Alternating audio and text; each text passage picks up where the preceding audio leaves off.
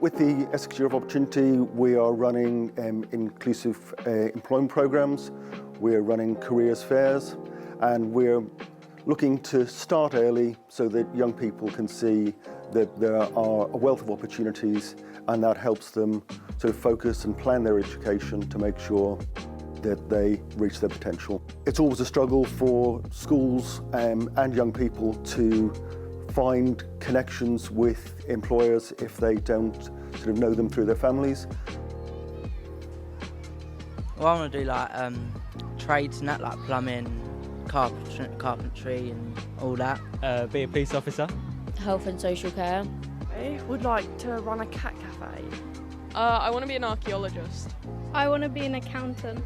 A car designer. My job would probably be in like construction. I want to own my own business eventually. I'd like to be in the film industry or a writer. I would like to do photography. Well, I've been hoping to get into the railways, so anything to do with that. Essex, a place where business gets done. We've got it all. Biotech, agri-tech, high-tech. We make stuff, grow stuff, cook stuff, mend stuff, sell stuff. We innovate, we move things forward, we get things done. A £50 billion booming, bustling economy where opportunity knocks louder than the sound of a plane taking off from Stansted. For Essex kids looking to the future, the can is their oyster. Essex is a place where they can learn, grow, work and succeed. Except for one group, that path to a golden future is a little less certain, a little steeper, and sometimes leading to where they don't really want to go. You can't spot them, they walk among us, hidden in plain sight. They go to the same schools, the same colleges, the same unis. They're just as qualified, just as eager and just as capable, more so sometimes. But as doors open for others, too often they're left fumbling for the key. These are the unseen. Care leavers face bigger challenges when they enter the workplace compared to their peers. The biggest is the perception of others, or more specifically, employers. Yeah, we get it, you got enough on your plate running a business, running a team, balancing the books. You haven't got the time or the skills to accommodate someone who's a little less ordinary, right? Fact is, there's a million reasons why some kids end up in care, and none of those reasons justifies why they should be denied the same opportunity as others. And for those employers who leave their perceptions at the door, they discover that less ordinary can very often mean extraordinary. I think living on your own, it's very challenging because it hits you mentally, and where do you start with like money and job, and who's going to help you write a CV, references, or even go to interviews. And it affects you mentally because you basically don't have anyone there, and it's very lonely. I got the job through an employability worker. They kind of like took me under their wing and they treat me like family. And it's kind of all that I've been looking for. And to me, it's not really about money.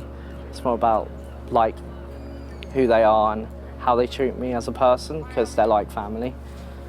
And yeah, this job has kind of boosted my courage and confidence and got me to be who I am today. And he's getting on brilliant, not just work-wise, but with the team. He's built up a great relationship with one of the regular maintenance guys who have really taken him under his wing to teach him the ropes, show him tricks of the trade and stuff like that. And he's taking it in like a sponge. He's soaking it all up and he's loving it. He's a great kid, everybody gets on well with him. Everybody's got something positive to say about him. So the hope is that when he finishes this access to work scheme, he'll move on to an apprenticeship. At my team, what we do is try to support children in care as much as possible. The approach that young people have from the children in care team is quite different compared to other people that come in. They've got a lot more interest, a lot more drive towards getting into the work placement program, because it's not a usual route or the route that they would usually go for. especially getting into the various sectors that we have, from facility management, cleaning, energy, program management. So it's just the drive that they have to just come in, take part and give 100%. So for a lot of our young people leaving care, our care leavers, they will have had traumatic experiences that led them to being into care.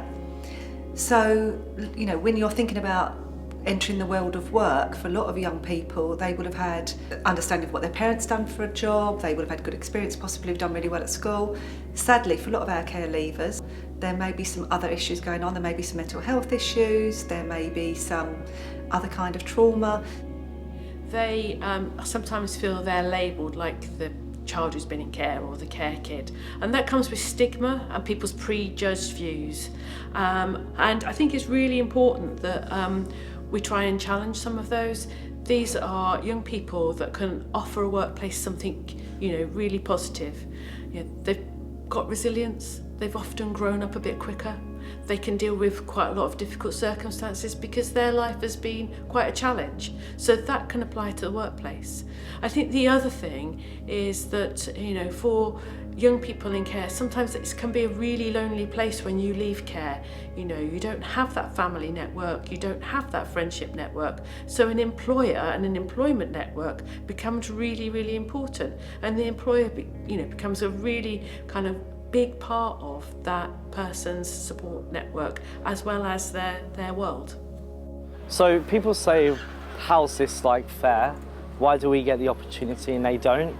And it's more of the case of like, young people do get support, and they get support through maybe getting a lift to an interview, maybe helping writing a CV, reference, and things like that. But for us, this is more of a fair playing field because we don't have that support. And imagine like turning up to an interview when you can't afford interview clothes and can't afford getting to the interview. And yeah, just financially. So this is a fair playing ground for us. It's true that we are all the product of our parents. It's they that shape us, inspire us and guide us. But that only applies if you have good parents or parents who are around when you need them. Sadly for some kids, that isn't the case. This is where Essex County Council steps in, steps up and fills the gap. Co-parenting strategy was born out of trying to say to people, there's lots of us in the public sector that have a responsibility to work with children in care, and we've been trying to get everybody around that so that they are prioritised, so they have a good school experience, a good experience if they're involved with health services, prioritised for mental health involvement and such like. So that actually, we want to kind of make their chances in adulthood better. Hi, I'm John Spence. I'm the County Council Cabinet Member in Essex with responsibility for children's services. And as such, all of us who are county councillors are co-parents. We're corporate parents, which means we don't just care. We actually have a legal responsibility and obligation to make sure that our young people have as good a life as they possibly can during childhood, but also as they move into adulthood, helping them get over all the barriers in the way, the blockages that will come, transitioning. Our model, our motto, our ambition, and everything we do across children and adult social care is that we enable the people for whom we're responsible to have the very best possible life they can, the most fulfilling life they possibly can. And I feel that in my bones, quite apart from I feel it in my legal obligations. Back then, I didn't really understand my autism, and I don't think anyone else did either. When I was little, Mum and Dad just used to think I was a bit of a live wire. And as I got older, I couldn't really regulate my emotions, I didn't fit in anywhere. And the more I felt unheard, the more trouble I got into. So by the time I got to secondary school, I think Mum and Dad just didn't really know how to support me. After secondary school, the anxiety of thinking about what I'd need to do for my future, it was just too much. But that's when Karen my PA came into my life, and she was just brilliant. I remember coming here for the first time and seeing how the staff interacted with the young people and seeing how much they could really make a difference, and I thought, that's something that I can do. So that's what I did. Karen helped me to find the right courses to study, and she gave me all the help and advice that I needed.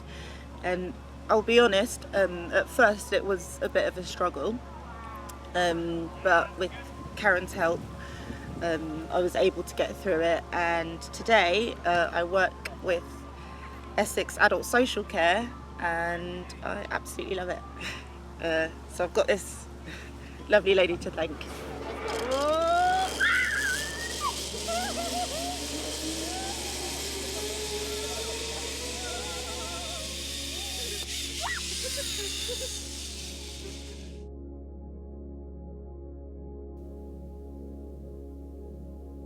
Many businesses are already embracing care leavers as part of their new intake strategies and seeing the benefits and rewards.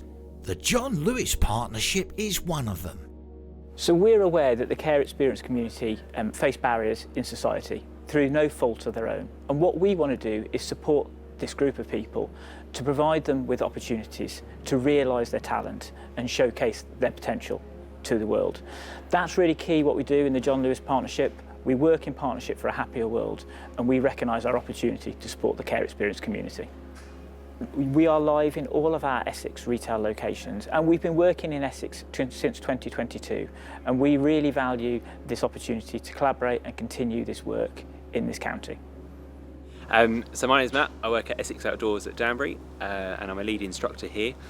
We employ a number of people who have had a care experience background, and they work at Essex Outdoors in a wide range of roles. So we have instructors, catering assistants, site team members, and they get to do quite a wide range of activities and different job roles that we have available here. So I used to be a care leaver. I've been to this many a time as a care leaver and just a child in care, and I thought, eventually I should probably work here now, given how long I've been coming here. So now I get to be the instructor, or one of the instructors anyway, which is great, and I've got a great team. So there's no difference between their attitude to work or what they, how they arrive at work. To be fair, they're probably some of the best members of staff that we have. They have an understanding of people coming from a different walk of life, and therefore they're naturally inclusive in the work that they do. But not just about the big businesses. Smaller enterprises stand to benefit just as much by giving care leavers a shot. Ginger Nut in Colchester is one of them. So at Ginger Nut, we have a protected position for care leavers. This is because we do care about everyone, actually. We want to be more inclusive. We want to promote diversity, but also not just promote it, actually be the ones doing it. It's raising retention. Having Grace in the office has made us more thoughtful of other people, more considerate. What is going on underneath, finding out about people. And this helps us in everyday work and helps us improve as a business. Well, I thought it would be, you turn 18, you get a job, you move out, you're on your own, you're an adult. That was how I pictured it exactly, and it was terrifying.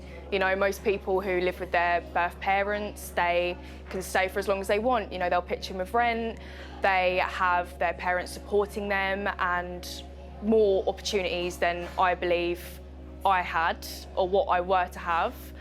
And of course, that's not how it ended up, but it seemed as though I was at a disadvantage because I'd be on my own. I'd have to be an adult before maybe I was actually ready.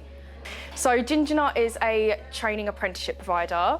It was arranged that I would do a scholarship along with Ginger Nut, and upon completion I would go on to do an apprenticeship.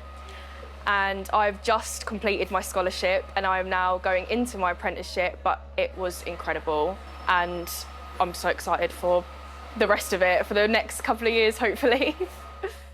So, my call to employers across Essex would be, where possible, reach out to us and we can put you in contact with young people, particularly those who've been through the care system and who we're responsible for, to connect you and see what we can achieve together.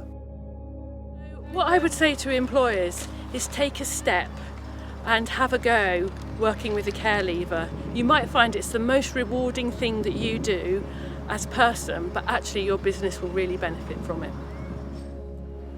My name's Fatima Whitbread. I'm a former international athlete and former care experienced. I was brought up in children's homes for the first 14 years of my life.